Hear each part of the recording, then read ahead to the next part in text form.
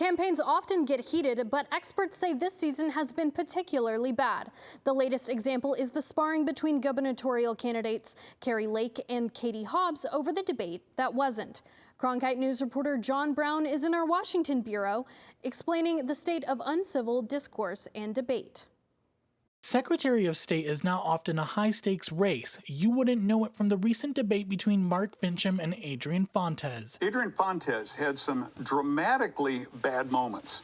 In fact, he was recklessly irresponsible and deserving the boot. Fontes hit right back. What he did was engage in a violent insurrection and try to overturn the very Constitution that holds this nation together. And that exchange was relatively mild for the 2022 political season, when civil discourse has either been silence or a shouting match between candidates.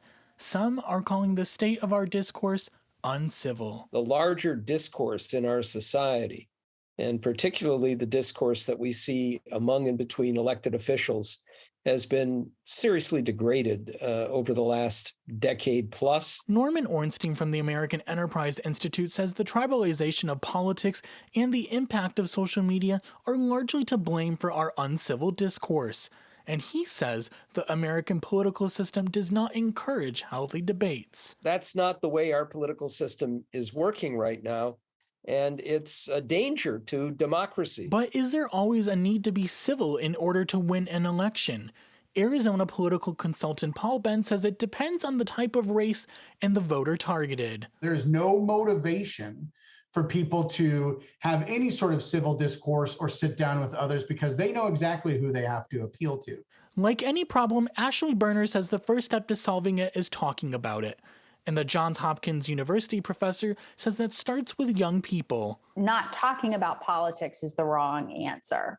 I think we need to embrace it, but to give students and young people the tools, really, to begin to, to have meaningful disagreement. Berner is not hopeful that anything will change in the short term, but she expects candidates to set a strong example for civility in the long term.